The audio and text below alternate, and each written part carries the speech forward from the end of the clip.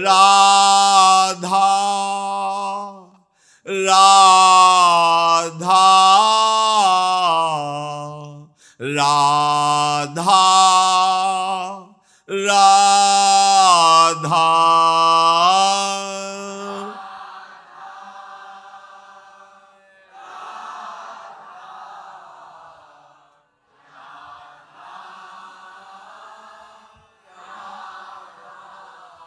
राधा राधा राधा राधा राधा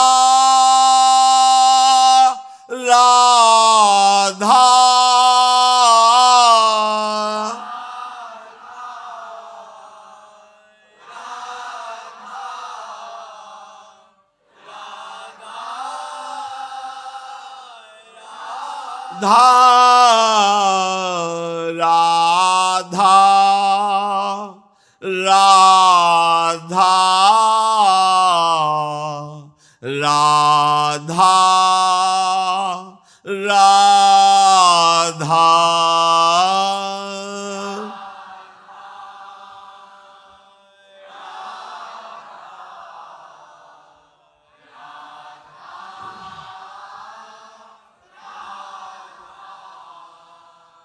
श्री राधा वल्लभ लाल की जय। परम सच्चिदानंद घन आनंद समुद्र प्रेम समुद्र ज्ञान वैराग्य भक्ति ऐश्वर्य अनंत शक्तियों के स्वामी प्रभु श्री कृष्णचंद्र जी अर्जुन जी को निमित्त बनाकर ऐसा अमृतमय उपदेश कर रहे हैं। यदि हम श्रद्धा विश्वास पूर्वक श्रवण करें, एकाग्र बुद्धि से महत्व भाव रखकर मनन करें और अपने आचरण में उतारें, अपनी धारणा बनावें। बिना धारणा के जीवन व्यर्थ है। चराचर जगत माया के द्वारा ठगा जा रहा है। हमारी एक एक श्वास व्यर्थ जा रही है। हमें कुछ प्राप्त नहीं करना है, अस्तित्व मिटाना है। यदि जीवन मुक्त परमानंद का अनुभव करना है तो अस्तित्व मिटाना है। साधना के द्वारा बुद्धि को निर्मल करके ये जाना जाता है कि जो हमारा जीवत्व भाव आया है वो शरीर को लेकर आया है। स्थूल शरीर, सूक्ष्म शरीर, कारण शरीर, स्वभाव, अंतःकरण धर्म, पंचभूत रचनात्मक ये देह, इसी में अहम और मम, यही भाव हमारी दुर्गति का कारण हुआ है। नहीं तो आत्मस्वरूप में न कभी फर्क पड़ा है, न कभी फर्क पड़ेगा, न अभी कोई फर्क है। विस्मृति के गर्त में माया का डालना स्वभाव है। स्मृति को जागरण करना भक्ति का प्रभाव है। यदि भक्त है तो आपको अपने स्वरूप का स्मरण, अपने आराध्य देव का स्मरण, शरीर संसार भोगों का विस्मरण। तो यदि मायाकृत रचना में सत्यत्व भाव रखकर विचरण कर रहे हैं तो आपका महत्व सुदृढ़, आपका देह भाव सुदृढ़, भोगों में सुख बुद्धि सुदृढ़, तो जन्म मरण भी सुदृढ़। अंदर से जांचिए। कोई लाखों करोड़ों में एक चाहता है जीवन मुक्त होना। उन चाहने वालों में किसी बिरले को ही मार्ग मिलता है। कोई बिरला ही उस मार्ग पर चलता है। कोई बिरला ही उस तत्व बोध को प्राप्त होता है। बिना शांत भाव आए किसी भी मार्ग में आगे बढ़ना नहीं होता।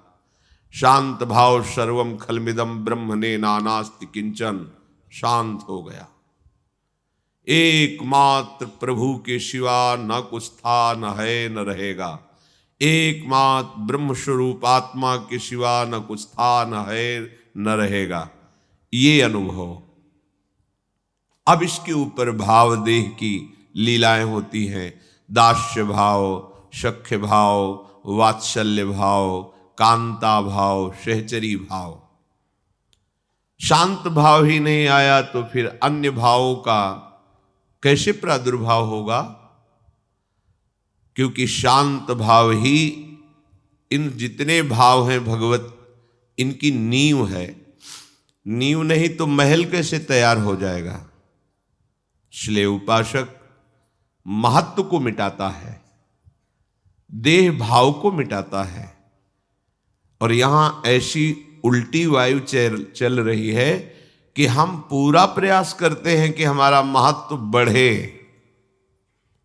हमें लोग जाने, हम कुछ हैं। बस यही है माया का प्रभाव, यही है झीनी माया जो बड़े बड़े साधकों को, विद्वानों को भी फांस के रखती है। किससे महत्व, किसका महत्व, कैसा महत्व? इन प्रश्नों का उत्तर अपने हृदय में ढूंढिए। किसका महत्व, किससे महत्व, कैसा महत्व? अभी समझ में आ जाएगा। पर इतनी फुर्सत कहां देती है माया कि आप हृदय देश में बैठकर इसका चिंतन कर सके। बस बाहर ही भटकते रहना। देखो, श्रीधाम वृंदावन के वास का अमोघ फल है कल्याण हो जाना। यहां का प्रभाव है। तुम्हारी दुर्गति नहीं होगी, पर तुम श्री जी के समीप पहुंचकर प्यारे जू को दुलार करो, ये केवल रसिक संग से ही होगा। किशोरी जू की चरण रज में जिन्होंने अपने जीवन को शान दिया है, निकुंज की धूरी में जिनकी सकामता नष्ट हो गई है, प्यारे जू ही जिनके जीवन हैं, बस ये केवल रसिकों की कृपा से, उनके आज्ञा पालन से, उनके द्वारा दी हुई उपासना से होता है। नहीं तो बहुत सी गतियां हैं, दुर्गति से बच गए इसका मतलब प्रेमानंद में डूब गए, ऐसा नहीं है। बहुत सी सदगतियों का वर्णन है।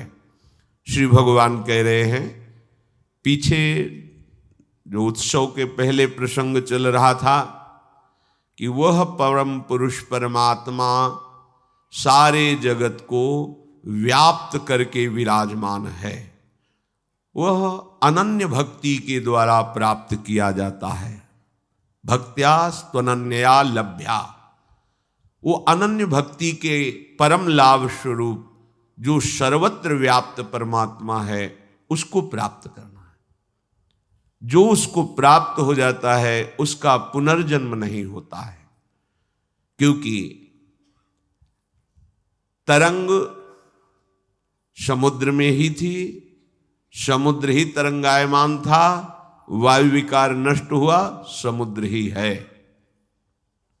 ऐसे ही एक ही परब्रह्म परमात्म तत्व क्रीड़ा के लिए विविध रूपों में खेल रहा है।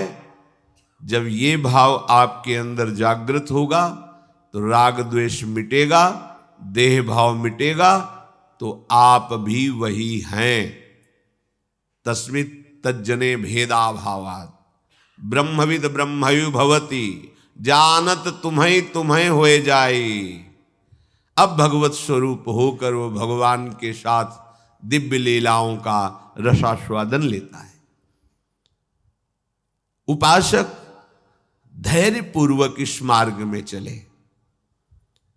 ये अनन्य भक्ति का मार्ग कोई सरल मार्ग नहीं है, बड़ो ही कठिन है। भजन ढिग ढरिबो, भजन का स्वरूप केवल माला चलाना ही नहीं है, अस्तित्व मिटा देना है, महत्व मिटा देना है। विद्या रूप महत्व कुल धन जौबन अभिमान षटकंटक देखे जहां राहे न भक्ति निदान। जहां विद्वता का, जानकारी का अभिमान है, धन का अभिमान है, जन का अभिमान है, कुल का अभिमान है, अपना महत्व है, प्रभाव है, प्रभुता है, भक्ति वहां टिकती ही नहीं हृदय में, कोरा दम्भ छा जाता है। महापुरुषों ने खूब जांच करके बात कही है। रहन भक्ति निदान स्वांग सब नगर नारी के, विषयन हाथ बिकाय नहीं रिझवन भरतारी के। वो ऐसे स्वांग करने लगता है जैसे वैश्या श्रृंगार करती है दूसरों को लुभायमान करके धन लेने के लिए। ऐसे ही जो विद्या रूप महत्व कुल धन यौवन अभिमान में फंस गया, वो केवल स्वांग करता है, बकाया वो रिझाता विषयी पुरुषों को है, भरतार हरि को नहीं। बिन विवेक वैराग्य भक्ति बिन सत्य नए को मानो, भगवत विमुख कपट चतुराई सो पाखंडे जानो। इसलिए सावधान, अनन्य भक्ति कोई खिलवाड़ नहीं है और इससे सरल कोई दिव्य साधन भी नहीं है। सरल उनके लिए है जिन्होंने अपने को अनन्य भक्ति में बेच दिया है, प्रियालाल के नाम के बदले अपने को बेच दिया। हमें जो नाम मिला, मंत्र मिला, उपासना मिली, हमारा अस्तित्व खत्म। गुरु प्रदत्त नया जन्म, ये गुरु के चरणों में न्यौछावर। उपासना से वासना का नाश, वासना नाश होते हुए दिव्य भाव की प्राप्ति, ये सब सहज सरल हो जाता है। और जब अहम की प्रक्रिया से साधना होती है तो बड़ा उसमें विघ्न पड़ता है। बहुत प्रकार की ऐसी बाधाएं खड़ी होती हैं कि उपासक संभाल नहीं पाता। परत खगेश लगे नहीं बारा, गिरने में देर नहीं लगती, किया कराया सब धूल धूसरित हो जाता है। इसलिए अनन्य भाव से जो भगवान का भजन करते हैं उनको वो परमात्मा प्राप्त हो जाता है। अर्थात उसको ये अनुभव हो जाता है कि बर्फ के रेशे रेशे में जल ही विराजमान है, जल ही बर्फ रूप है, बर्फ ही जल है। अर्थात भगवान ही सृष्टि रूप धारण किए हुए हैं। ये सृष्टि केवल भगवान ही है, दूसरा कोई नहीं। वासुदेवा सर्वमिति, वासना वासुदेवस्य वासितम भुवनत्रयम् सर्वभूत निवासोऽस्मि, वासुदेव नमोस्तुते। वासुदेव ही अपनी इच्छा से सर्वभूत रूप विराजमान है, दूसरा कोई नहीं। वही बनने वाला, वही बनाने वाला, ये गुरु कृपा से बोध हो जाता है। अन्यथा अन्य साधनों में गतियां हैं, पर जहां से वापस नहीं होना होता वो गति एकमात्र श्री भगवान ही है। उनका मार्ग केवल अनन्य भक्ति ही है। स्वयं श्री भगवान वर्णन करते हैं, यत्र काले त्वनावृत्ति महावृत्तिं चैव योगिनः प्रयातायान्ति तं कालं वक्ष्यामि भरतर्षभ। हे भरतवंशियों में श्रेष्ठ अर्जुन, जिस काल में शरीर छोड़कर गए हुए योगी उपासक अनावृत्ति को प्राप्त होते हैं, अर्थात पीछे लौटकर नहीं आते, और जिस मार्ग से गए हुए आवृत्ति को प्राप्त होते हैं, अर्थात पुनर्जन्म होता है, उस मार्ग को हम वर्णन करते हैं। तुम सुनो, प्रभु कह रहे हैं जिस मार्ग से जाने पर पुनः आना नहीं होता। जीवित अवस्था में किसी से कोई ममता नहीं रह गई है और किसी से कोई द्वेष भी नहीं है। आप मुक्त हो रहे हैं। शरीर के सम्मान में, शरीर की अनुकूलता में, शरीर के सुख में कोई राग नहीं है। शरीर के अपमान में, शरीर की प्रतिकूलता में, शरीर के दुख में कोई दुख नहीं है। वो जीवन मुक्त हो जाएगा नहीं है, अभी जीवन मुक्त है। ये भगवान की कृपा से अनन्य भक्ति जब हृदय में जागृत होती तो ये स्थिति होती है ये बुद्धि के विचार से नहीं होती, ये स्थिति होती है। जैसे हमारी शरीर स्थिति है, तो देखो हमें कुछ विचार करना पड़ता है। सारे के सारे अज्ञान के जितने भी क्षेत्र हैं वो सब प्रकाशित है। काम, क्रोध, लोभ, मोह, मद, मत्सर, बहिर्मुखता, स्थिति, उसमें लगाना थोड़ी पड़ता है दिमाग की अपमान सहना है, दुख सहना नहीं, स्थिति है। वो अनन्य भक्त के हृदय में स्थिति आती है। अनन्य भक्त वही है, कहीं एक जगह तो निष्ठा ले ले, हमारी कहीं निष्ठा नहीं है। जब जहां जैसी अनुकूलता मिली वैसे बन गए, ये अनन्य भक्त का स्वरूप नहीं। अनन्य भक्त का स्वरूप है प्राण चाहे चले जाएं, हमारी निष्ठा ना टूटने पावे, निष्ठा न जाने पावे। निष्ठा का जागरण ही भक्ति का विशुद्ध स्वरूप है। हमारी देह निष्ठा है और कोई निष्ठा नहीं है। बस देह सुखी रहे, निरोग रहे, सम्मान यश कीर्ति, ये देह निष्ठा है। दो चार माला कर लिए तो लगता है बहुत बड़े संत हैं, बहुत बड़े भक्त हैं। हमारा स्वरूप भक्ति का यही है कि हम रह न जाएं। आप कहां खड़े हो? पूरा अस्तित्व बोझा लिए खड़े हो। ना हमें तन की परवाह है, ना मन की परवाह है। समझो पहले अनन्य भक्त का स्वरूप क्या है। हमारा तन, हमारा मन, हमारा जीवन समर्पित है, ये स्वीकार करो ना। जब समर्पित है तो जैसे चलावे वैसे। अब हमारा अस्तित्व खत्म। एक भ्रम बना रहता है कि मैं साधना के द्वारा कुछ प्राप्त कर लूंगा, इसमें कुछ नहीं मिलता, क्योंकि मूढ़ता छुपी हुई है। बता रहे हैं कि आपके स्वरूप में ना पहले कोई फर्क था, ना अब कोई फर्क है, ना आगे कोई फर्क पड़ेगा। साधनों और असाधनों का स्वरूप में कोई फर्क नहीं पड़ता।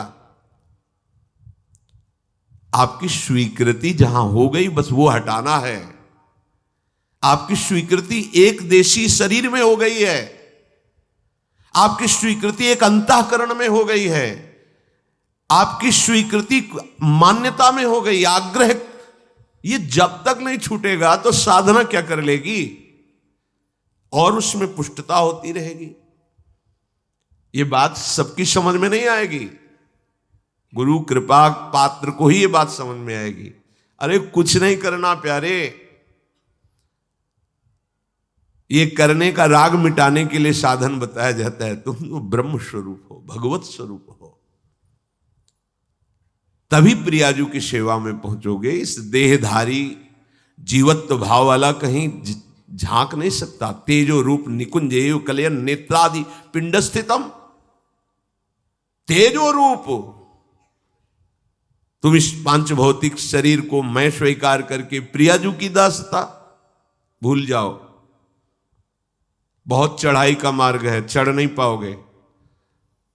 बरसाने लाडली जू के दर्शन करने के लिए जब जाना होता है और अपनी टांगें काम नहीं करती हैं, तो पालकी की व्यवस्था श्री जी अपने निज जनों से करवाए हुए हैं। वहीं के वाशीजन पालकी में चढ़ के जाओ, उनको अभ्यास है चढ़ाने का। निकुंज तक पहुंचने के लिए हमारी टांगें मजबूत नहीं हैं, ब्रह्मा की भी मजबूत नहीं है जिन्होंने हमें बनाया है, औरों की तो बात जाने दो। पालकी पे बैठ के जाना होता है। कौन सी पालकी? अक्षर अक्षर जब श्यामा श्याम के रस का अंदर जाता है ना, श्याम श्यामा प्रगट प्रगट अक्षर निकट प्रगट रसवत अति मधुर वाणी। रसोपासना, रसोपासना का भाव, रसोपासना की पद्धति रीति हृदय में गुरुदेव की कृपा से विराजमान है। और एक एक अक्षर श्रवणेन्द्रिय से अंदर जाकर स्वरूप की रचना की, तो भाव रूपी पालकी में बैठकर सजनी स्वरूप होकर श्री जी के पास पहुंचा जाता है। ये तुम्हारे बस की बात नहीं है। व्यास सुवन प्रसाद देह मानसी गढ़े चित। जब हमारे बस की बात नहीं होती तो ऐसे हो जाता है, सवै अंग गुणहीन हो कोई मेरे में। क्या साधन करेंगे? अब 4 गुरुदेव के द्वारा दिए गए निष्ठाओं के विशेष भाव अपने वृंदावन रस के: धाम निष्ठा, नाम निष्ठा, गुरु निष्ठा, इष्ट निष्ठा। ये चारों में एक केवल पकड़ लो, कोई पकड़ लो। एक जैसे चद्दर फैला, उसके 4 कोने, एक कोना सुदृढ़ पकड़ लो, खींचो, पूरा चद्दर आ जाएगा। पूरे के पूरे भाव आपके हृदय में जागृत हो जाए। एक निष्ठा कोई पकड़ लो। अब सबसे सहज और सरल निष्ठा धाम निष्ठा लगती है, पर है नहीं, बहुत सरल लगती है। धाम वास करना क्या है? पर धाम वास करने के लिए जब हम मन में सोचते हैं, आप सब देखना, तो सबसे पहले मन घबरा देता है, मन भय प्रदान करता है। फिर धन की आस होती है, फिर व्यवस्था की बात होती है, फिर यहां का जो जाल बिछा हुआ है, आप ऐसा ना समझो ये भगवत धाम है। प्रगट यहां महारथी विराजमान है, माया के प्रगट महारथी। राष्ट्रपति भवन है, विशेष सुरक्षा है। यहां काम क्रोध के सैनिक नहीं, स्वयं सुभट वो विराजमान है। राग द्वेष मूर्तिमान होकर विराजमान है, क्योंकि चूके तो मार के गिरा दिए जाओगे। अब हमको यहां ऐसा चाहिए जो हमें गाइड कर सके, तो वो है रसिक जन जो धामनिष्ठ है, धाम प्रेमी है। वो हमें रहनी बताते, बिना रहने के ये प्रेम देश में प्रवेश नहीं है। तो पहले तो धाम निष्ठा करने के लिए विचार कर लो कि मैं मरा, बस यहीं से निष्ठा धाम की आएगी। जिंदा हो तो तुम धाम नहीं रह सकते। जिंदा कोई बल है तुम्हारे अंदर? बोले हाँ है। क्यों? बैंक बैलेंस, परिवार, रुपया, रहते हुए भी नहीं रहोगे, धाम में नहीं रहोगे। राग द्वेष में रहोगे, काम क्रोध में रहोगे, देहाभिमान में विचरोगे, धाम में नहीं विचरोगे। धाम चिंतन नहीं होगा कि मेरे लाडली लाल कैसे नवनिवृत्त निकुंज में बन की कुंजन कुंजन डोलत, नहीं रहोगे। ये खूब महापुरुषों के अनुभूत वचनों के अनुसार बोल रहे हैं। धाम निष्ठा के लिए पहले मैं मरा, मन मारिया तन बस में कीन्हा, मन ही मारी तन हारी कहे। न मन मार पा रहे हो, न तन हार पा रहे हो। अब सहयोग की जरूरत है। वो सहयोग वृंदावन रस के रसिक जन करते हैं, रजरानी करती है, यहां की वायु करती है, लता पता करते हैं। पर उन्हीं के ऊपर ध्यान रखना, जो मैं मरा अस्तित्व मिटाने के लिए तैयार हो चुके हैं, गला कटाने के लिए तैयार हो चुके हैं। यहां सर्वस्व भाव केवल गोरे चरणारविंद में, कहीं कोई अन्य, कोई आश्रय, कोई बल बिल्कुल नहीं। एक बार एक पद श्री जीव गोस्वामी जी के पढ़ने में आया। ऐसे पढ़ रहे थे तो एक पद देखा, सखी हो श्याम रंग रंगी, पूरा पद देखा गदाधर भट्ट जी का। ओ, यहां हमने कभी नाम तो सुना नहीं गदाधर भट्ट का, अर्थात हमारे ब्रजमंडल के अंतर्गत तो है नहीं। तो श्याम रंग में कैसे रंग है? बिना ब्रजरज का सेवन किए, स्वामिनी जी के चरणों का आश्रय लिए, रसिकों का संग किए, कोई श्रृंगार रस में कैसे रंग सकता है? ये श्रृंगार रस, कांता भाव रस कैसे रंग सकता है? साधु समागम सत्य करी, करे कलंक बिछोह, परशुराम पारस परसी, भयो कनक ज्यों लोह। ये बिना पारस के स्पर्श के लोहा सोना कैसे हो गया? हो ही नहीं सकता। साधु समागम, रसिक जनों का संग, ये पारस संग है। अगर आप अपना अस्तित्व रखते हैं तो ये कलंक है इस शरणागति में। यही समझ में नहीं आ रहा। बड़ा विचित्र माया का जाल है। बहुत जब सूक्ष्मता से विचार करो तो लगता है केवल हरि बचावे तो बच सकता है। जैसे भगवान ने कहा ना, मामे ये प्रपद्यन्ते माया में ताम तरंति ते, अन्यथा बहुत सूक्ष्म है, ऐसा मार के गिरा देती है कि बस हाथ मसलते रह जाती कि अब तो हम पकड़ ही नहीं सकते, गया गया एक गया, निकल गया। ये कलंक है शरणागति में। अन्य किसी भी तरह का बल, चीख चीख के कह रहे सावधान हो जाओ, जीवन व्यर्थ चला जाएगा, कोई भी अन्य आश्रय मत लेना। कुछ भी अन्य आश्रय लिया तो आपका मार्ग बदल जाएगा। बस एक भरोसू, एक बल, एक आस, एक विश्वास अपने आराध्य देव के चरणों का। और ये तभी जागृत होता है साधु समागम सत्य करी, जो संतों के वचनों में अपने जीवन को समर्पित कर देता है, वही इस लाभ को प्राप्त कर पाता है। जब श्री जीव गोस्वामी जी ने कि बिना अनन्य प्रेम के श्याम रंग में रंगा नहीं जा सकता, और अनन्य प्रेमियों के संग के बिना अनन्य प्रेम आता नहीं। विद्वान की लेखनी अलग होती है, प्रेमी की लेखनी अलग होती है। जो बुद्धि से कल्पना करके लिखा जाता है वो एक लाइन पंक्ति पढ़ने पर ही पता चल जाता है कि ये बुद्धिगत है, और एक होता है भावगत, स्थितिगत। महापुरुषों की जितने भी पद हैं, जो बाणियां हैं, ये बुद्धिगत नहीं है, ये स्थिति है। वो देख रहे हैं, वो देख करके उससे लिख रहे हैं। गदाधर भट्ट जी का पद बता रहा था कि वो हैं, उसी में हैं, वो रंगे हुए हैं, तो ऐसे कैसे रंग सकते हैं? अनन्य प्रेम ये दुर्लभ वस्तु है, सबसे दुर्लभ वस्तु है। कागभूषुंड जी पर जब भगवान श्री राम प्रसन्न हुए तब कहा, जाओ विज्ञान सहित परम बोध ज्ञान को तुम प्राप्त हो, और बहुत वरदान दिए। कागभूषण जी शांत रहे, फिर कहा, प्रभु ये तो सब हमारी कोई चाह ही नहीं थी, हमारी जो चाह है वो आप कृपा करके दे दीजिए। क्या? बोले अनन्य भक्ति। भगवान अपने मुख से नहीं बोले थे अनन्य भक्ति, छुपाते हैं। कागभूषण तो बोले बहुत चतुर हो तुम, अनन्य भक्ति आ गई तो ये सब लड़का बच्चा है, ज्ञान वैराग वैभव सब। चाहे 14 विद्याओं का ज्ञानी हो, 4 वेद कंठस्थ हो, 18 पुराण कंठस्थ हो, 9 रस 60 शास्त्र, ये सब को कंठस्थ किए हो, पर जरूरी नहीं कि उसमें अनन्य भक्ति आ जाएगी। अगर अनन्य भक्ति नहीं है और ये सब है,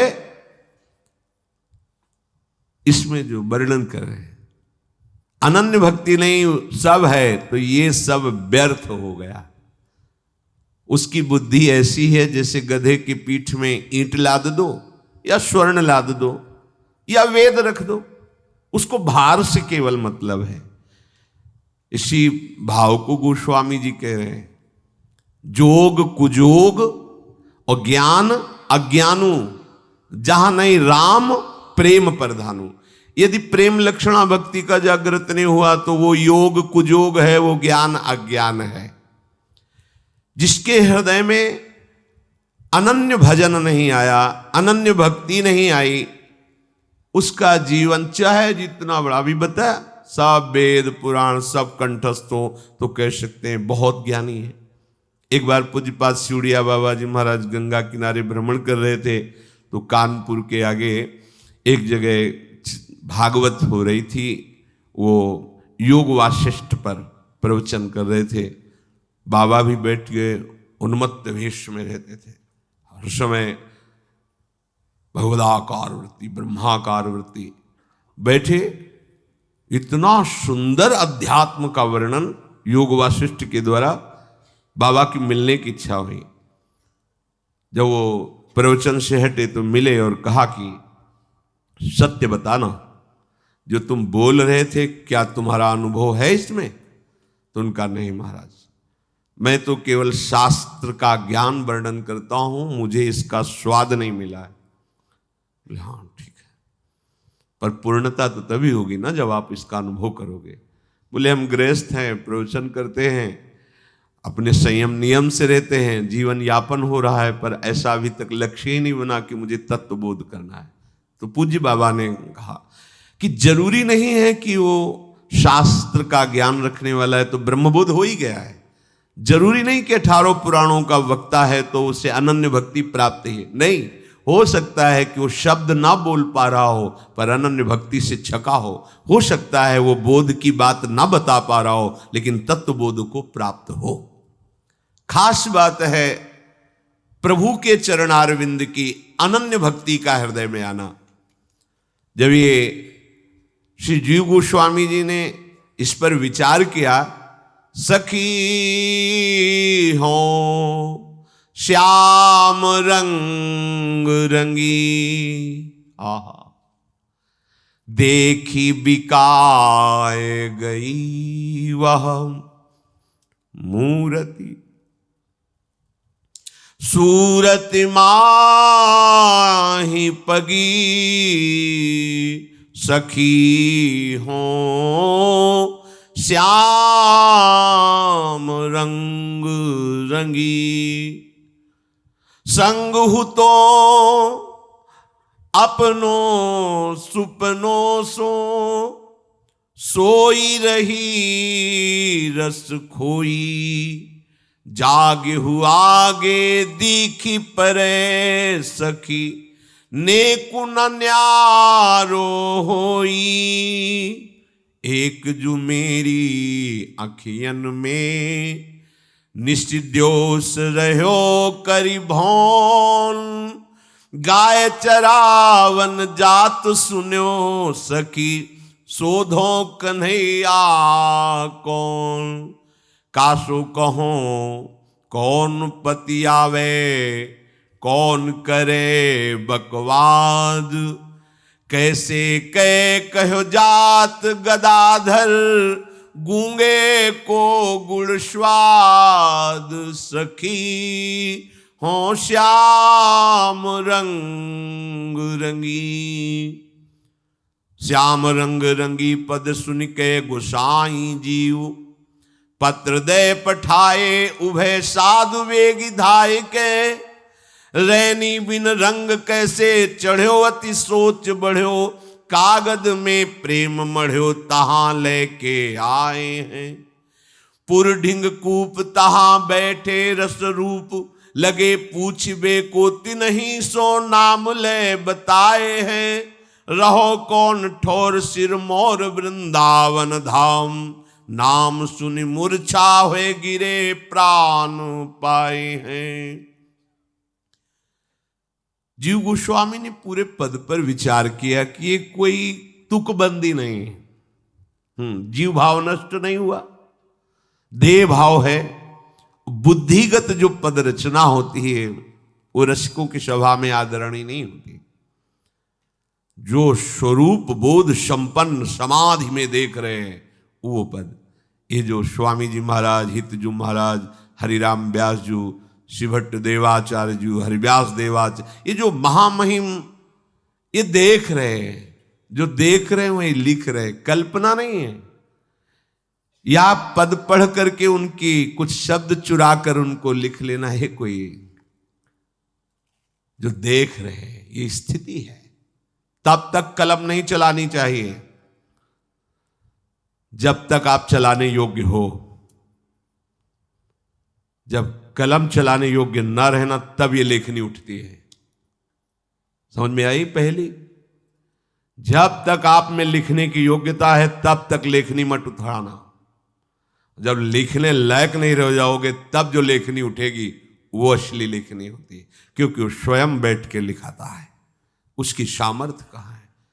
20-20 घंटा भाई जी केवल शौच का पात्र मार्जन कर रहे हैं, 20 घंटे उसी में कलम खोल के रखी, होश खत्म।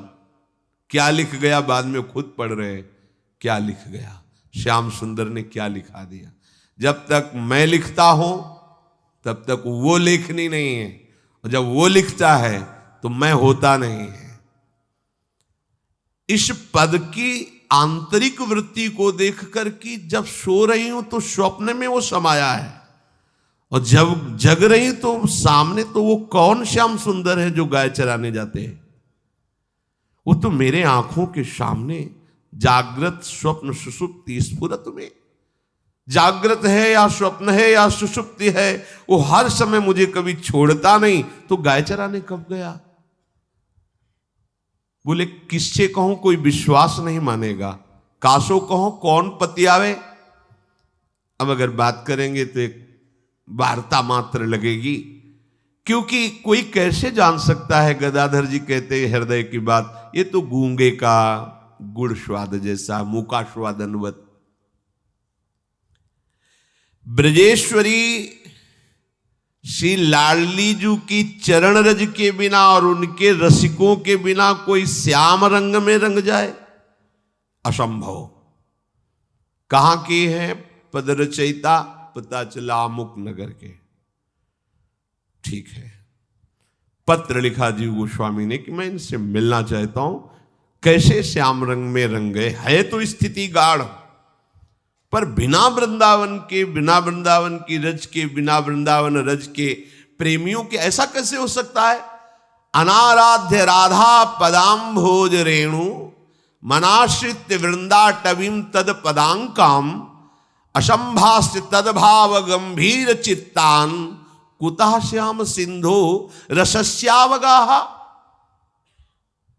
श्री स्वामिनी लाडली जी के चरण कमल की रज का सेवन किए बिना, उनकी आराधना किए बिना, रजोपसेवी रसिकों के बिना और जो चरण चिन्हों से युक्त भूमि इस वृंदावन धाम का आश्रय वास लिए बिना कोई श्याम रंग में कैसे रंग सकता है? अर्थात नहीं हो सकता है। आश्चर्य है ये बोल रहे मैं श्याम रंग में रंगी हूं, पर पद बता रहा है कि श्याम रंग में रंगी है, क्योंकि वाणी कैसे रंग चढ़ा हुआ है, कितना चढ़ा हुआ है, ये वाणी बता देती है अनुभवी जनों को, जो उसी रंग में रंगे हैं। प्रपंच में रंगे हुए जनों को प्रपंच की वाणी समझ में आएगी, और भगवत रंग में रंगे हुए जनों को भगवत वाणी। श्री राधा पादारविंद की आराधना, प्रेम धाम वृंदावन का आश्रय, रसिकों का संग, ये बनाता है श्याम रंग का दीवाना। श्याम रंग श्रृंगार रस, माधुर्य रस, इसका दीवाना ही महामाधुर्य रस का अधिकारी बनता है जाकर। श्याम रस सागर में अवगाहन करने के लिए जो चला है, उसको ये तीन बातें अत्यंत आवश्यक हैं। बिना इन तीन बातों के श्याम रंग में कोई रंग ही नहीं सकता। राधा पदाम्भोज रेणु,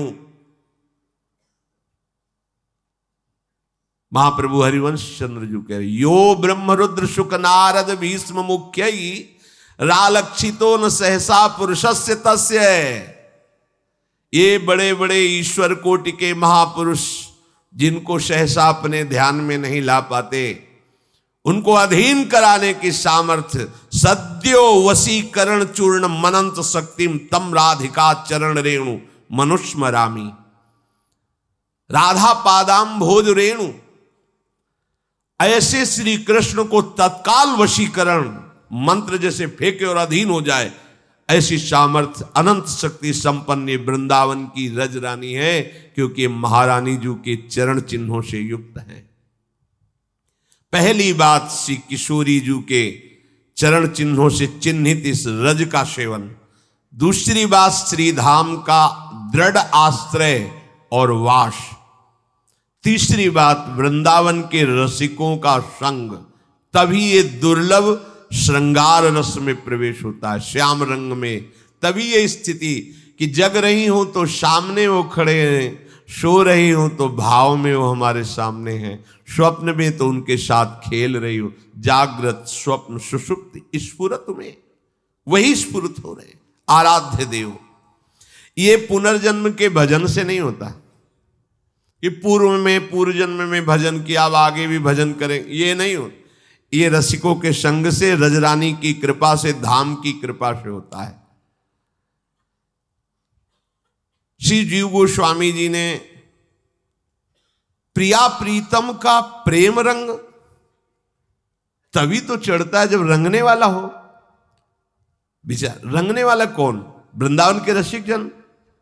और यहां कभी नाम नहीं सुना गदाधर भट्ट जी, किसी रसिक महापुरुष की शरण में या किसी, ये कैसे रंग है? रंग यहां है, रंग का भाजन यहां है और रंगने वाले यहां है, ऐसे कैसे? मन में इतना भाव जगा, प्रेम में भर करके पत्र लिखा, इस श्याम रंग में तुम कैसे रंगे बिना वृंदावन रच के, बिना वृंदावन वास के, बिना वृंदावन के रसिकों के संग के। हमें इसका बड़ा आश्चर्यमय भाव आ रहा है कि आप रंगे हो, ये तो पक्का है, पर कैसे रंगे? ये सभी धामों में सर्वश्रेष्ठ धाम वृंदावन है। जितने भी धाम हैं सबको अपने आराध्य देव का सर्वश्रेष्ठ भाव होना चाहिए और आराध्य देव के धाम का भी सर्वश्रेष्ठ भाव होना चाहिए। पर सबने जिस धाम की रज मांगी है वो केवल वृंदावन धाम है। कोई भी कहीं भी अगर रज रानी की कहीं भी मांग देखी गई है तो ब्रजरज की शब्द आएगा, ब्रजरज। पूरे त्रिभुवन में भगवान के विविध धामों में कहीं का कोई भी उपासक हो, जब रजरानी की बात आएगी तो ब्रजरज की बात आएगी, क्योंकि ये प्रेम धाम है। भगवान के और भी अवतार जन्म लीला धाम है, महामंगल में है, महामयी में, कोई कम नहीं क्योंकि भगवान के। पर ये प्रेम धाम वृंदा विपिन ऐसा है कि किसी भी मार्ग का पथिक हो यहां आकर के अपने आराध्य देव का प्रेम इसी रजरानी से प्राप्त करता है। जो विशुद्ध प्रेमी होगा, अनन्य प्रेमी होगा, तो ये रजरानी अनन्यता और विशुद्ध प्रेम प्रदान करती है। अगर ब्रह्मबोध चाहिए तो बहुत जल्दी हो जाएगा, श्री राम चरणारविंद का प्रेम चाहिए तो यहीं से हो जाएगा। आज भी संत हैं, वो केवल राधा चरण उपासक ही नहीं है। बिहारी जी की आरती में आते थे मौनी बाबा, विशाल श्री सियाराम जी का तिलक धारण किए हुए, दौड़ते हुए आते, वृद्ध थे, दौड़ते हुए सुदामा कुटी के पास रहते, शालीग्राम भगवान की बहुत सेवा करते हैं। वो कहते हैं कि जिस दिन से वृंदावन की रजरानी का स्पर्श हुआ, पता नहीं क्या हो गया, ऐसे भूल गए कि अब कोई और है, कहीं और जाना है। आज तक वही खुद बिहारी जी के सामने खड़े हो गए कि बाबा आज तक बरसाना जाना नहीं हुआ वृंदावन धाम से। 24 वर्ष पहले के लगभग पूज्यपाद मथुरादास बाबा जी आए थे ब्रज भ्रमण के लिए, सियाराम जी के उपासक, आजीवन वृंदावन को जीवन समर्पित करके यही भक्तों के चरित्र गान करते हुए अपने प्रभु को प्राप्त हुए। नारायण स्वामी सन्यासी थे, यहां की रज का प्रभाव पड़ा, श्याम सुंदर के दीवाने हो गए। कितने, कोई भी कहीं से भी, ये रज रानी बावरा बना देती है। बावरो सो रस में फिरे खोजत नेह की बात। वृंदावन जैसा सिर्फ वृंदावन। पत्र लेकर के जीव गोस्वामी का उनके निजजन गए, जिस नगर में गदाधर भट्ट जी का वास था। पहले बाहर ही शौच आदि जाया जाता था, कुआं आदि में स्नान होता था। प्रातःकालीन वहां पहुंचे तो कुआं में बैठे हुए दतुवन कर रहे थे। उनसे पूछा कि काहू कही भट्ट श्री गदाधर जू ये जानो, मानो ही पाती चाह फेरी के जिवाए हैं। दियो पत्र हाथ लियो शीस सो लगाए, चाहे बाचत ही चले बेगी वृंदावन आए हैं। मिले श्री गुसाई जूसो आंखें भरी आई, नीर सुधिना शरीर धरी धीर वही गाए हैं। पढ़े सब ग्रंथ संग, नाना कृष्ण कथा रंग, रस की उमंग अंग अंग भाव छाए हैं। हम भाई गदाधर भट्ट से मिलना चाहते हैं, वृंदावन से आए हैं। पूज्यपाद प्रातः स्मरणीय श्री जीव गोस्वामी जी ने उनको मूर्छित हो, वृंदावन मूर्छित हो गए। वो लगा कि क्या हो गया इनको, कुछ उत्तर ही नहीं दिए, मूर्छा खड़े हैं। कोई आसपास, तब दूसरे लोग जब कुआं में जल लेने आए, वो भाई इनको क्या हो गया, तुम्हारे गांव में कोई गदाधर भट्ट जी रहते, उनके लिए हम बोले ये गदाधर भट्ट ही तो है जो मूर्छित हो गए।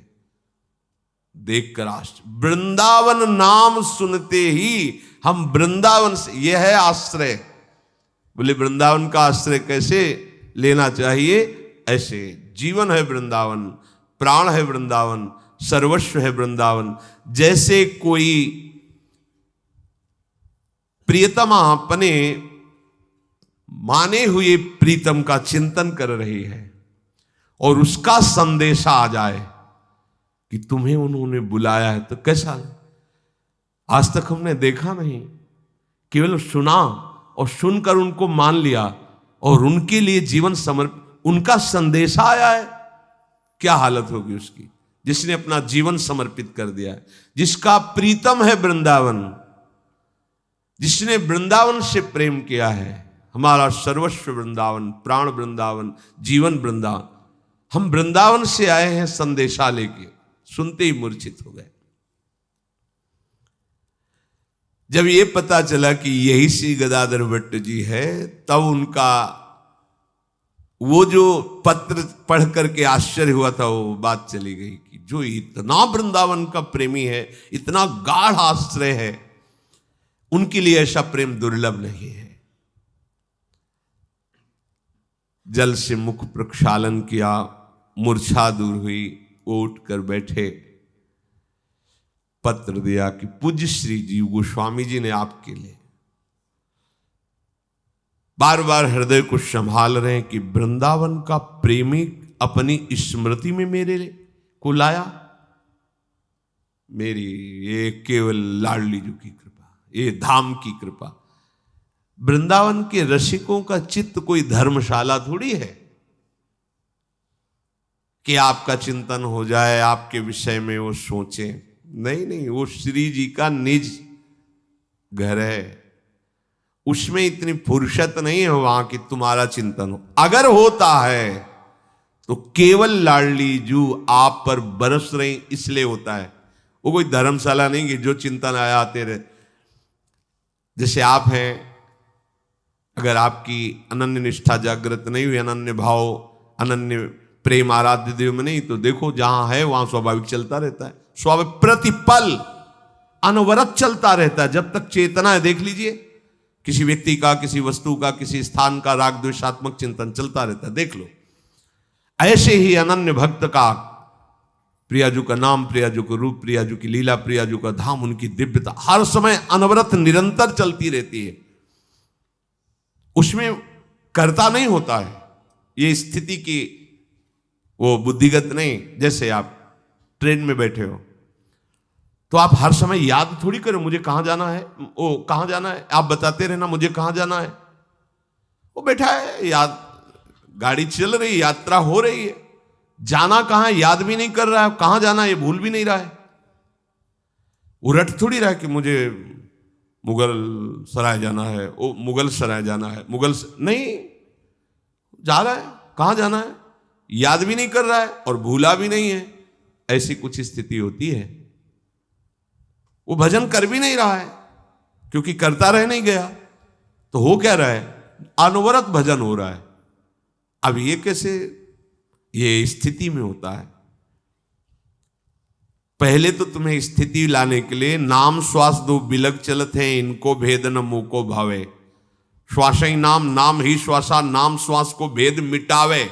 यहां तक आपका अधिकार है, मिटावे आप करो। फिर आगे रोम रोम और रग रग बोले, अब अधिकार खत्म। मैं करता गया, अब रोम रोम और रग रग बोले, तब कछ स्वाद नाम को पावे। इसी तन में वृंदावन, इसी तन में प्रियालाल की दिव्य लीला निरंतर अनवरत चलती रहती है। जिन उपासकों ने भेद मिटा दिया, नाम श्वास एक हो गया, नाम प्राणों में बस गया, हर नस नाड़ी बोल रही राधा राधा राधा, बस सुन रहा है वो। भगवत धाम से आए हुए संतजन और वहां के प्रेमी हमारे लिए पत्र लिखा, अशुभ प्रवाह हो रहा। कैसी भाव स्थिति हुई होगी।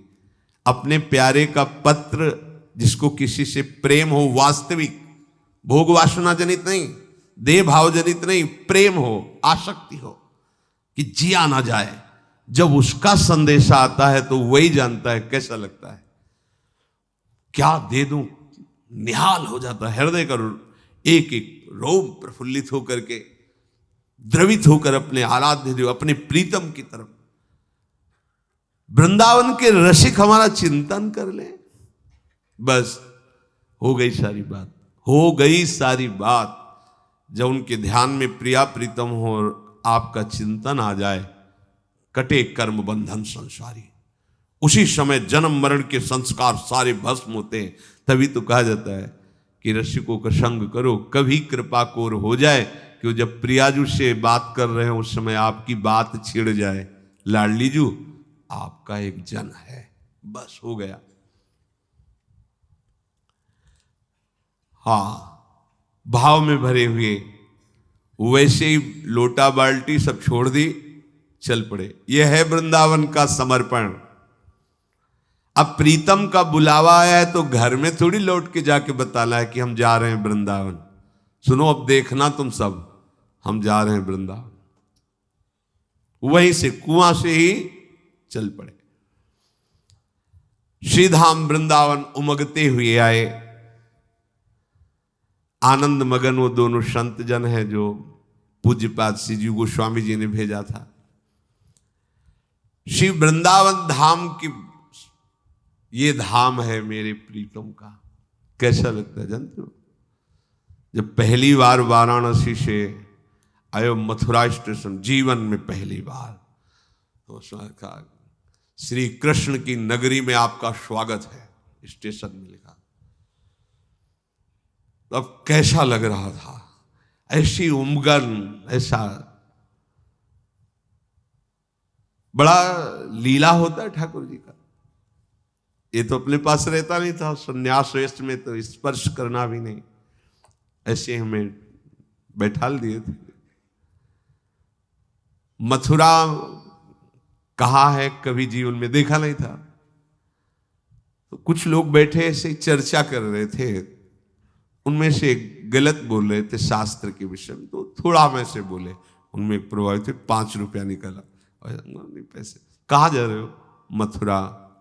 हाँ मथुरा तो हम भी चल रहे हैं। तो हम कहा चलो, अब ये पूछने की जरूरत नहीं होगी कि मथुरा आए तो हमें बता देला। तो हम कहा कहाँ रुकोगे? हमें पता नहीं। वैसे तुम्हें जाना कहाँ है? तुम कहा चले तो वृंदावन के लिए। वृंदावन में कहाँ?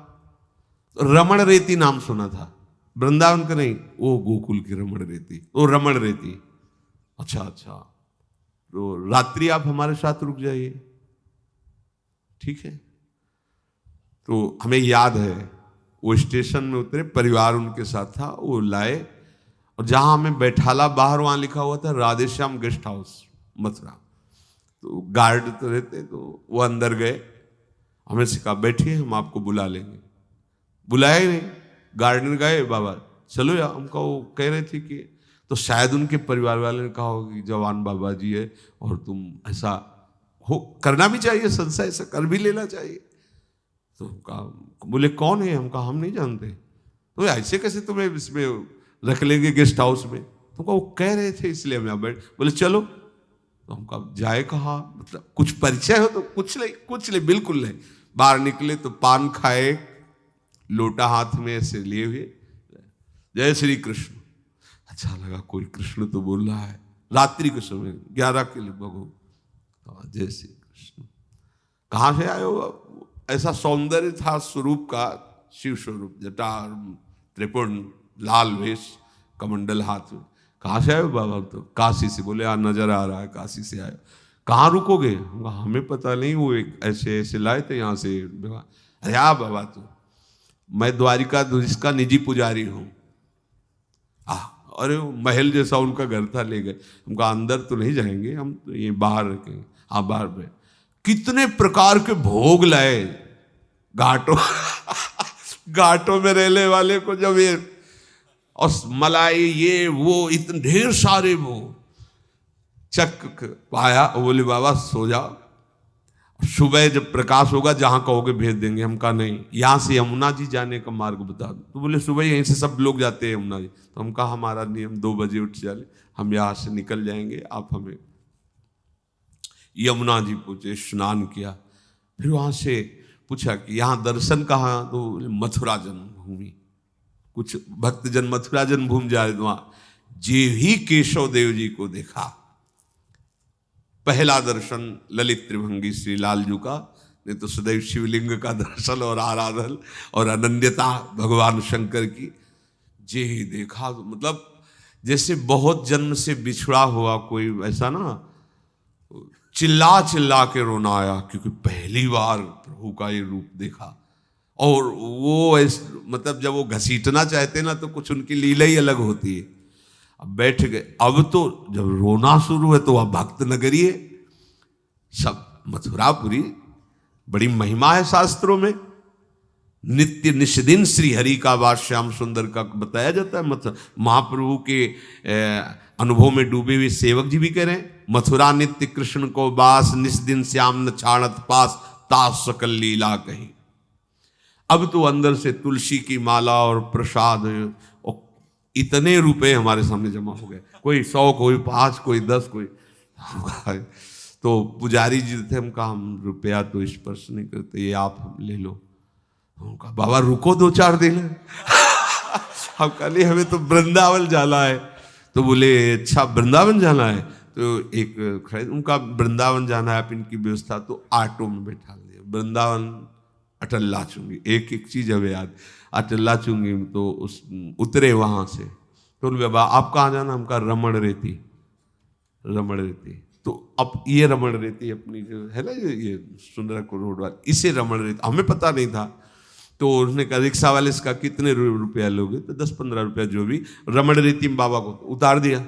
एकादशी का दिन था, परिक्रमा चल रही, पहला वृंदावन में प्रवेश एकादशी के दिन था, परिक्रमा। हम कहा ऐसी भीड़ होती होगी वृंदावन में। तो हम साथ साथ चल रहे थे, कहाँ जाना है कोई पता नहीं। तो एक मौनी बाबा थे, पधार गए, बड़े अच्छे संत थे। तो हमारी तरफ देखे आए ऐसे, वो भी संन्यास वस्त्र में थे, मतलब बड़ा प्रियता दिखाती। वो हमें पता नहीं काशी से आए हैं। तो अच्छा श्याम सखा लेंगे, उसको बुलाया। कैसे तुम्हें बताएं कि कई दिन, मतलब ये जो प्रगट वृंदावन आप देख रहे हैं, कई दिन महादेव की कृपा से, मतलब कैसी दिव्यता, कैसा भाव। जब प्रभु के द्वारा आकर्षित किया जाता है तो ये पार्थिव दृश्य नहीं रहता, ये चिदानंद है। यही वृंदावन चिदानंद है। पहली दृष्टि में ही वृंदावन को श्री गदाधर भट्ट जी ने जो स्वरूप देखा, विकल हो गए। वृंदावन को वृंदावन के भाव से आना, कभी मनोरंजन और शहर भाव से मत आना। पूज्यपाद श्री निम्बारकाचार्य जी महाराज, श्री जी महाराज पहले जब आते तो गाड़ी से पहले उतर कर वृंदावन को प्रणाम करते, रजरानी माथे पे लगाते, फिर आगे बढ़ते। बहुत ये प्रियाजू का महल है। बहुत जितना तुम आदर करोगे, जितना भाव से देखोगे, उतने वृंदावन प्रकाशित हो जाएगा। यहाँ कोई स्त्री पुरुष नहीं रहते, ये सब बाह्य दृष्टि। यहाँ केवल सखियां हैं। बिना कृपा के आप मन से भी नहीं सोच सकते, तन से आने की तो बात जाने दो। आप हमारी लाडली जू के निज कृपा पात्र हैं, तभी आप आए हैं। ये मत सोचो कि हम पैसे से आए हैं। श्री राधिका कृपा बिन सबके, पर यही कि आप कृपा का आदर नहीं करते, आप पैसे का आदर करते हो, आप व्यवहार का आदर करते हो, आप परिचय का आदर करते हो। आप श्री जी की कृपा का अगर आदर करो तो आपको बात समझ में आ जाएगी। श्री गदाधर भट्ट जी को कितना सुख मिला होगा जब जीव गोस्वामी जी के दर्शन किए होंगे। ये सब महामहिम, मतलब प्रभु और इनमें कोई अंतर नहीं।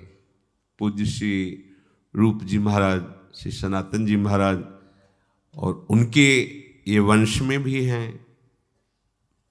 अनूप जी के पुत्र हैं श्री जीव गोस्वामी जी, और वैसे शिष्य हैं। देखो कैसी निष्ठा,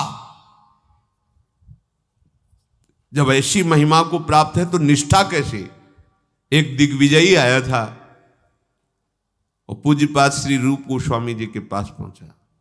रूप गोस्वामी जी की बुद्धि को क्या कहना, जिस बुद्धि से महाप्रभु चैतन्य देव आकर्षित होकर स्वयं कृपा करने के लिए गए इनके पास, अफसो, और इन्हीं के बल से राज्य चल रहा था। ऐसे वैसे बुद्धिमान भी नहीं थे। वही बुद्धि जब श्री कृष्ण चरणारविंद में लगी तो उसकी महिमा का क्या वर्णन करना। भला कोई दिग्विजय इनको परास्त कर सकता है। आए और सहज में लिख दिया। देखो संत और भगवत प्रेमी महात्मा जन सदैव दैन्यता का ही पोषण करते हैं, अभिमान का कदापि नहीं। अब कोई ना समझ पावे उनकी दैन्यता को और अभिमान करके उनको परास्त माने तो उसकी बुद्धि की लघुता है। संत जन तो सदैव दैन्यता का, क्योंकि हमारी प्यारे जू को दैन्यता प्रिय है तो स्वाभाविक आ जाती, बनावटी नहीं, स्वाभाविक होती है दैन्यता। उन्होंने अपनी पराजय के दस्तखत कर दिए और बड़े गर्व से कि रूप गोस्वामी जी को हमने परास्त कर दिया। तो पूज्य श्री जीव गोस्वामी जी आ रहे थे यमुना स्नान करके, जब उन्होंने, तो आप हमारे गुरु जी को परास्त करने की बात करते हैं। कैसी तुम्हारी धूर्त बुद्धि है कि इतने बड़े महापुरुष को तुम परास्तिक शब्द से प्रयोग कर रहे हो। अरे मैं उनका तुच्छ सेवक हूं, बैठ, जितना तो शास्त्र स्वाध्याय, जितना व्याकरण सब बैठ हमारे सामने, एक क्षण में मुंह बंद करवा दे, चल। जीव गोस्वामी जी ने उसके अभिमान को धूल धूसे, क्योंकि गुरु कृपा पात्र में स्वाभाविक वो सामर्थ्य होती है।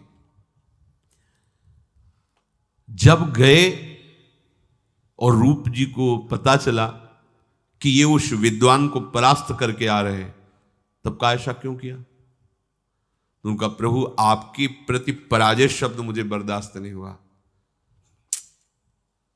तुमने महाप्रभु की बात नहीं समझी, तुमने हमारी बात नहीं समझी, तो तुम हमारे शिष्य कैसे हुए।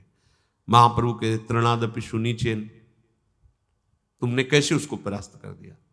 तृणादपि सुनीचेन, तुम उससे नीचा नहीं बन सकते थे। हमारे हृदय में क्या, इसको सुख मिलेगा। ये फूल गया ना, मैं जीत गया, बस ये सुखी हुआ ना, क्या चला गया। तुमने उसको परास्त कर दिया, जाओ हम तुम्हारा त्याग करते हैं। बोलो क्या अपराध था, कोई अपराध था, कोई अपराध नहीं। ऐसा प्रत्येक शिष्य को करना चाहिए।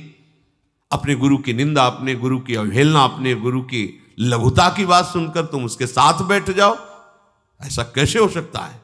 जीवन गुरुदेव को समर्पित, शब्द नहीं। अब वो जब गुरु ने कह दिया कि हम तुम्हारा त्याग करते, तो फिर जीवन क्या रह गया, बहुत उदास। जब विशेष भूख लगती तो आटा मांगकर घोर कर पेड़ ले दो, उदर फूल गए। अब आटा पचाने की थोड़ी एक बार दो बार, जब भूख लगे तब आटा मांग के पानी से घोर के बीमार पड़े। तो एक जगह भिक्षा मांगने पूज्य श्री सनातन गोस्वामी जी गए, आवाज लगाई तो थोड़ा विलम्ब, अरे माई दे दे, विलम्ब हो रहा है। तो बोले तेरे से तो अच्छा मेरा बाबा है जो आता है आटा घोर के पीता है, अब कुछ दिन से आ नहीं रहा। कौन ऐसा संत है ब्रजमंडल में जो ऐसे वैराग्य से इतनी तीव्र। ओ जब पता चला कि वहां गए तो देखा जीव ये हालत क्या, तो रो पड़े कि गुरुजी ने त्याग दिया है, अब जीवन क्या, अब तो बस जब तक प्राण चल रहे हैं तो प्राण ही छोड़ना एक है। गुरुजी ने जब त्याग, चलो साथ चलो। वैसे अवस्था में श्री पूज्य सनातन जी बड़े थे, पर वैराग्य प्रकरण में पहले श्री रूप जी ने, इसलिए पहले बोला जाता है रूप फिर सनातन। वैसे बड़े थे सनातन। सनातन जी गए और कहा कि आप क्या महाप्रभु की आज्ञा का पालन कर रहे हैं। अगर आपने इनको दंड दिया कि महाप्रभु की आज्ञा का पालन नहीं करे, तृणादपि सुनीचेयो, तो आपने क्या पालन किया। जीवे दया, महाप्रभु का वचन है कि जीव पर दया करो। ये क्या जीव नहीं है? ये दया का स्वरूप है। आप हालत देख रहे हो इसकी, क्या अपराध था? स्वीकार करो। तो उनका जब आज्ञा हो रही तो स्वीकृति। कैसा समर्पण, कैसा समर्पण, दोनों बातों में देखो, कैसा समर्पण। क्या प्राण रखने की क्या महत्व ही नहीं रह गया जब गुरु से विलक। तो और यहां भावदशाएं कहां हैं? शरीर में है, भोगों में है। कैसे प्रियालाल की प्राप्ति होगी?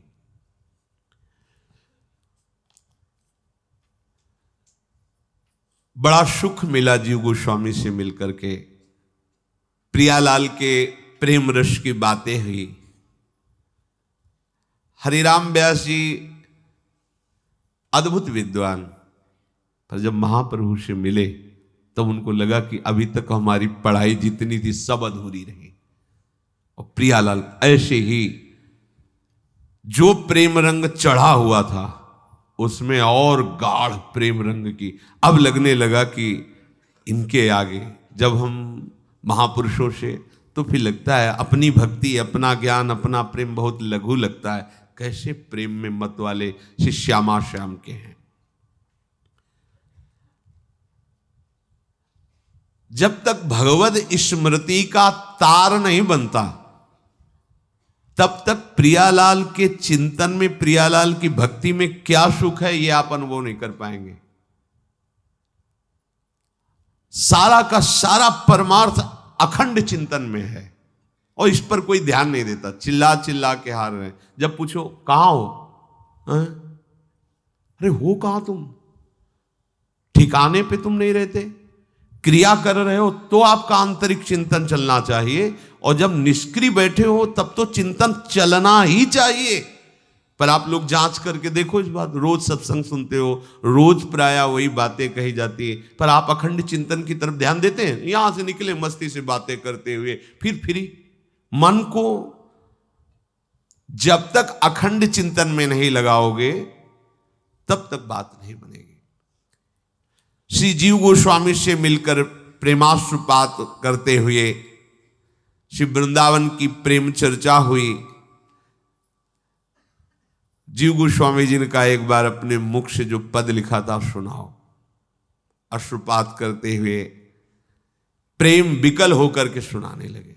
जब उनकी वाणी सुनी, इतना आकर्षण श्री कृष्ण प्रेम का, तो उन्होंने कहा अब तुम्हें हम सेवा देते हैं, तुम रोज भगवत चर्चा सुनाओगे वृंदावन वासियों को, रोज श्री कृष्ण चर्चा सुनाओगे, क्योंकि तुम्हारी वाणी में हमने श्री कृष्ण का कृपा अमृत देखा है। तुम्हारी वाणी ऐसी कि जो सुनेगा वो निश्चित कृष्ण भक्ति से युक्त हो जाएगा, निश्चित विषयों से वैराग्य हो जाएगा। जब गुरुजन आदेश करते हैं ना तो और रंग आ जाता है। बिना गुरुजनों के आदेश के कोई भी अनुष्ठान नहीं करना चाहिए कि हम अमुक अनुष्ठान या अमुक कथा या अमुक शिष्य बना, कुछ भी लोग कल्याण की बात, हर बात उनकी, अगर उनकी आज्ञा है कि कथा कहो तो तुम्हें कोई भ्रष्ट नहीं कर सकता। तुम्हारी कथा का रंग ऐसा होगा कि श्री कृष्ण प्रेम रंग चढ़े। जाओ लोक कल्याण के लिए शिष्य बनाओ और मंगल में भगवान का कोई बाधा नहीं पहुंचा सकता। वो गुरु आज्ञा होनी चाहिए। मनमानी तो ये ऐसे हाइलोजन की तरह प्रकाश यश बढ़ता है फिर नष्ट हो जाता है, लेकिन जो गुरु कृपा प्रसाद तो वो लोक लोकांतर में कल्प कल्पांतर तक चलता ही रहता है। देखो गुरु कृपा प्रसाद से अग्रदेवाचार्य जी ने आदेश किया भक्त चरित्र गाओ, तो सनातन के लिए भक्त चरित्र नहीं। कैसे पता चलता इन महापुरुषों? ये कल्पना करके नहीं लिखा है, देखा ऐसे दिखाई दे रहा है और वो महापुरुष अपनी सारी बात बता रहे, वो लिखा है। आदेश हुआ कि आप भगवत चर्चा कीजिए, श्री कृष्ण चर्चा कीजिए। अब श्री कृष्ण चर्चा नित्य होने लगी। कथा का ऐसा रंग बढ़ा कि शास्त्रों लोग दूर दूर से आकर के श्री गदाधर भट्ट जी जब बोलते सब मतवाले हो जाते। अब जब भगवत चर्चा सुनेंगे तो सिद्धांत भी होता है, और सिद्धांत सुनेंगे तो उनमें फिर ब्रह्मचर्य संयम आदि होता है। तो नाम हो कल्याण सिंह जात राजपूत पूत, बैठो आए कथा सो अभूत रंग, लाग्यो है निपट निकटवास धो रहा प्रवास गांव, हास परिहास तजो तिया दुख पाग्यो है, जानी भट्ट संग सो अनंग वास दूरी भई, करो लेकिन नहीं आन ही काम जाग्यो है, मांगत फिरत हुती जुवती और गर्भवती, कही ले रुपया 20 नेकु कहो राग्यो है।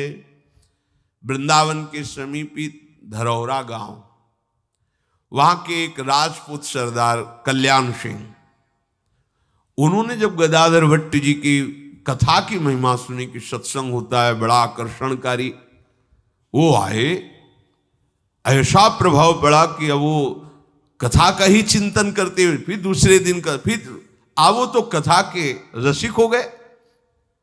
उनका हृदय ये निश्चय करने लगा कि अब मुझे कोई भोग नहीं चाहिए, अब श्री कृष्ण चाहिए। यही है सत्संग का, यही फल है।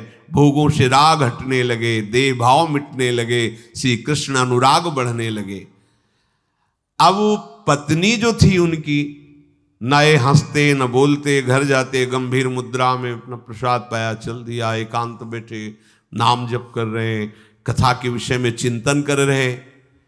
अब गृहस्थी में तो सब लीलाएं होती हैं। अब वो काम वेदना से पीड़ित हुई, इनके समीप गए, न बात किए, न देखे, न बोले, तो उसको लगा कि गदाधर भट्ट जी ने तो हमारा सर्वनाश कर दिया। ये जब से कथा में जाने लगे तभी से ऐसा है।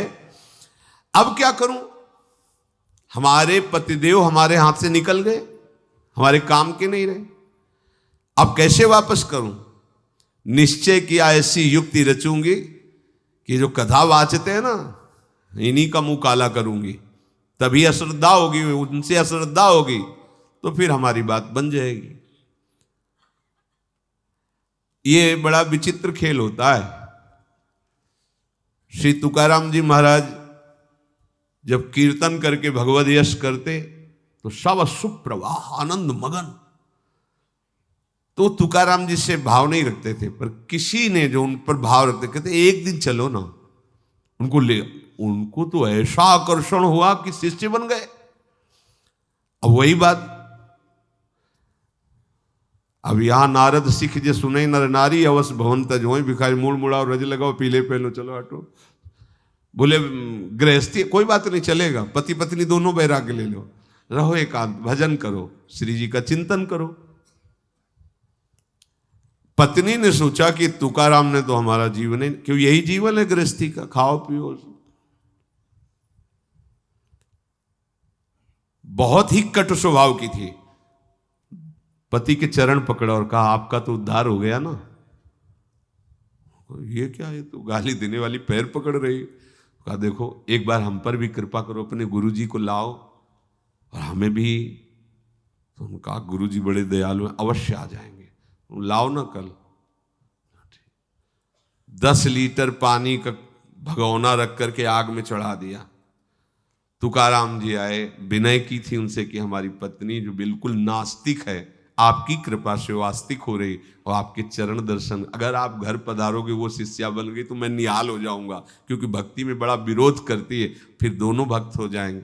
सहज संत करुणा में आ गए, आसन पे बैठाला हुआ ही प्रणाम किया, अहो भाग्य आप पधारे। जैसे दुश्मन को नहीं देखा जाता, ऐसे यही है जो हमारा सब सुख नष्ट कर दिया, बैठो महाराज। पति से कहा कि बैठे क्या कर रहे हो, कुछ सेवा व्यवस्था में लगो। जो ही वहां पास से हटे, क्योंकि चरण पकड़े हुए, पास से हटे से 10 किलो पानी घंटों पहले चढ़ा दिया।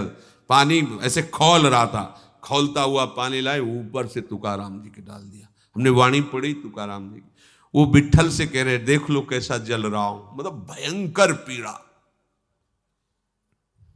ये पेमेंट मिलती है दूसरे के हृदय में भक्ति संचार करने की। क्या गड़ासे से काट दिया जाता है, गालियां मिलती हैं, निंदा मिलती है, शरीर कष्ट मिलता है। तभी तो कहा गया है संतों के लिए कि चलते फिरते तीर्थराज हैं, इसीलिए तो सारा जगत उनके चरणों में झुकता है। अब उस स्त्री को, जो कल्याण सिंह की पत्नी थी, कोई उपाय नहीं सूझा। क्या करूं, कैसे अश्रद्धा पैदा करूं? तो कल्याण सिंह की स्त्री नहीं, जिसका कल्याण होना होता है उसके लिए माया सोचती क्या करूं क्या करूं, अब ये तो हाथ से निकला जा रहा है। हर जाल फेंकेगी, जो फिसड्डी होते हैं वो फिसल जाते हैं, जो दृढ़ी होते हैं वो आगे निकल जाते हैं। वो बेटे सोच ही रही थी कि एक मांग रही थी, कुछ दे दो कुछ दे दो, और गर्भवती थी। बुलाया बुलाया, अच्छा क्या चाहिए तेरे को? बोले आज का भोजन। भोजन नहीं, 20 स्वर्ण मुद्राएं दूंगी, तुम्हारे बच्चे का भी ठीक से पालन पोषण, जब तुझे जो जरूरत पड़ेगी दूंगी। तो सुन, जो मैं कहूं वो करेगी। अरे उनका 20 स्वर्ण मुद्राएं और रोज भोजन और व्यवस्था, तुम जो कहो कहो, तो हम जो कहो। अब वो भीख मांगने वाले वो कोई। कल्याण सिंह जी की स्त्री के मन में निश्चय हुआ था कि जब तक कथावाचक के प्रति अश्रद्धा नहीं होगी तब तक हमारी बात नहीं बनेगी। ध्यान रखना, कल्याण के मार्ग में ये जो बाधा पहुंचाने वाली वृत्ति है, वो सबसे पहला हम चीख चीख के कहते तुम्हारा कनेक्शन काटेगी। अगर हरि गुरु से संबंध बना हुआ है तो त्रिभुवन में कोई बाल बांका नहीं कर सकता। और जब बुरी दशा आने के पहले बुद्धि बदली जाती है, कनेक्शन काटा जाता है। आप रौंदे की माया फिर देख लेना। तभी कहते गया गया गया, उसको लगता है गया क्या, आप तुमसे मतलब ही नहीं।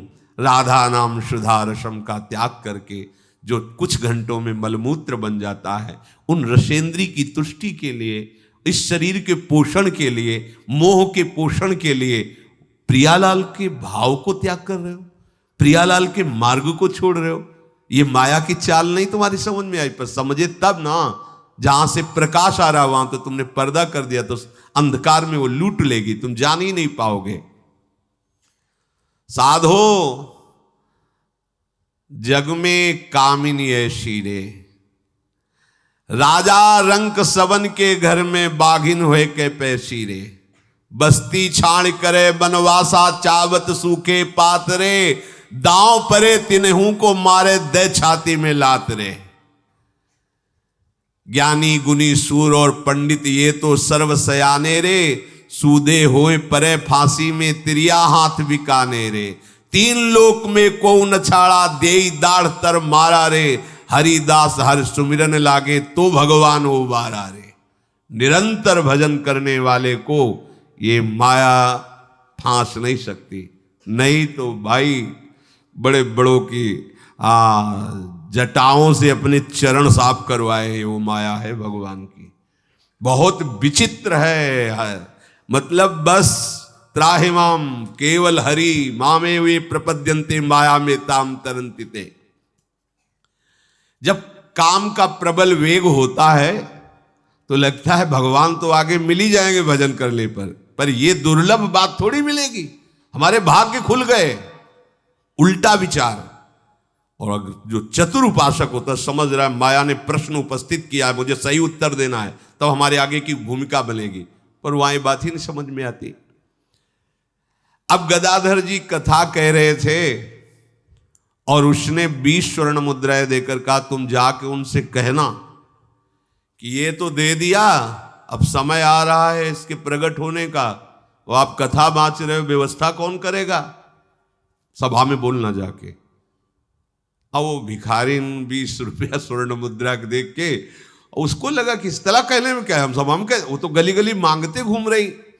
गदाधर भट्ट जू की कथा में प्रकाश कहो, अहो कृपा करी अब मेरी सुध लीजिए, दई लौंडी संग लोभ रंग चित्त भंग किए, दिए ले बताए बोली मेरो काम कीजिए। तो बोले आप बैठिए जो जाप नित करो हिए, पाप नहीं मेरो गई दर्शन दीजिए, श्रोता दुख पाए भाखे, झूठी आही मारी नाखे, साची कही राखे, सुनी तन मन छीजिए।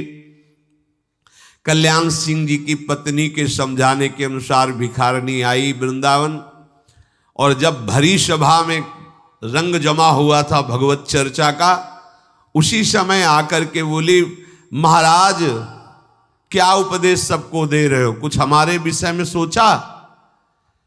ये जो आपने गर्भ धारण करवाया है, गर्भवती किया है, अब इसका समय आ रहा है और आप यहां कथा बात, कभी दोबारा पूछा नहीं, आप हमसे बात नहीं की, तो कुछ तो व्यवस्था आप कर दो।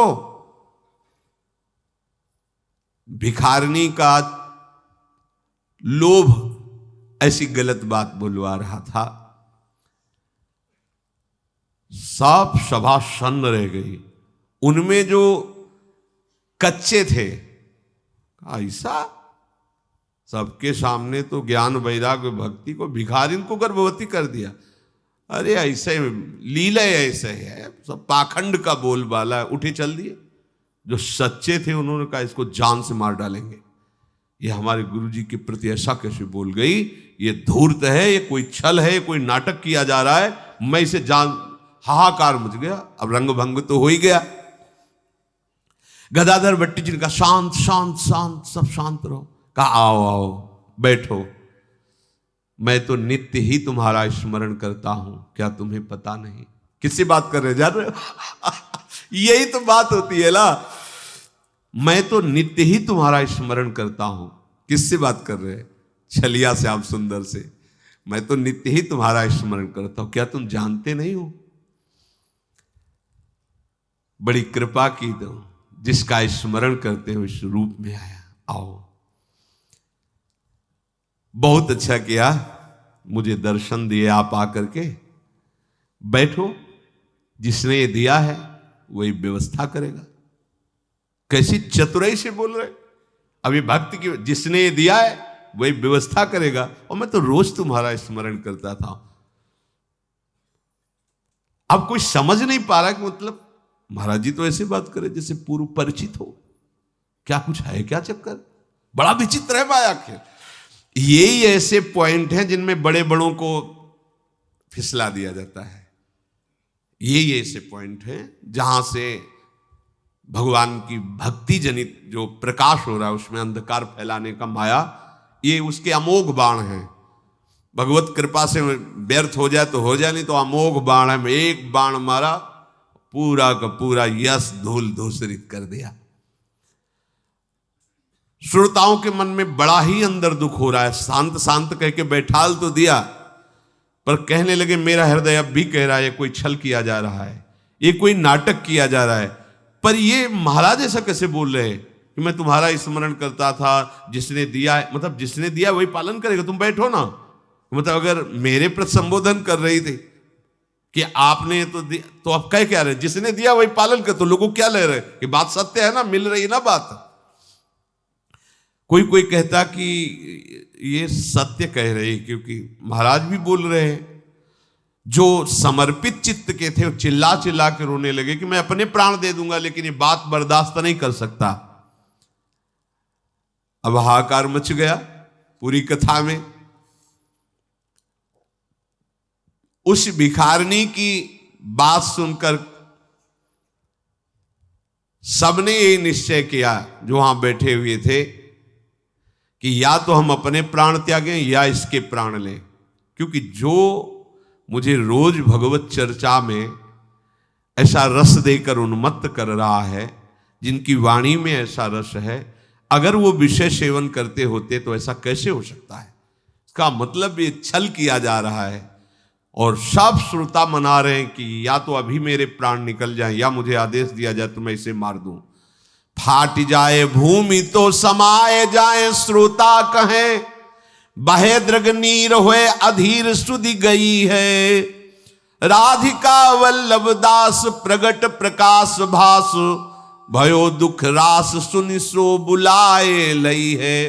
साच कही दी जय नहीं अभी जीव ली जय, डर सवे कही दियो सुख लियो संज्ञा लई है, काड़ी तरवार तिया मारी बे कल्याण गयो, दयो पर बोध हमें करी दया नहीं है। संत सदगुरु की यदि प्रतिष्ठा में हानि पहुंचने वाली हो तो शिष्य जनों का ऐसा ही कर्तव्य होता है।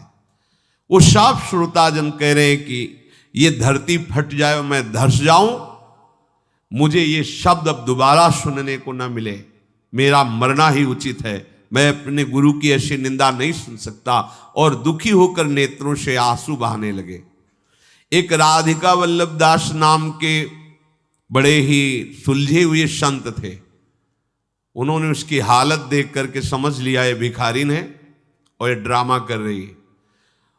उन्होंने गदाधर भट्ट जी से कहा, बस 2 मिनट, मुझे कुछ इसकी हानि नहीं करूंगा, बस 2 मिनट समय दे दीजिए।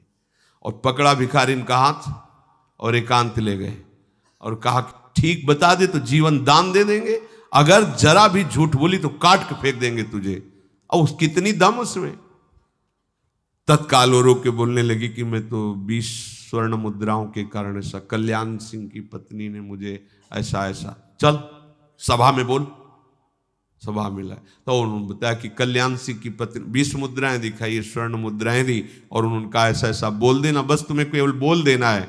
तो मैंने आकर बोल दिया है ऐसा। अब वो डरी हुई जब अपनी सारी बात बताई तो कल्याण सिंह तो आग बबूला हो गए। उन्होंने तलवार खींची और भाग पड़े घर की तरफ कि ऐसी दुष्टा पत्नी जाके अभी टुकड़े टुकड़े कर देंगे।